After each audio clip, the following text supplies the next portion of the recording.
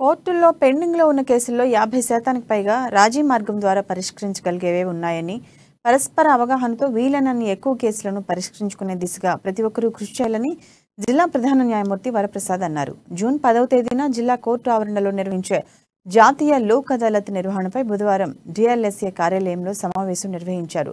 రాజీ పడదగ్గ కేసులను గుర్తించడం, కక్షిదారులను ఒప్పించడం ద్వారా అత్యధిక సంఖ్యలో కేసుల పరిష్కారం కోసం ఎలా వ్యవహరించాలో పోలీస్ సిబ్బంది న్యాయవాదులకు తెలియజేశారు.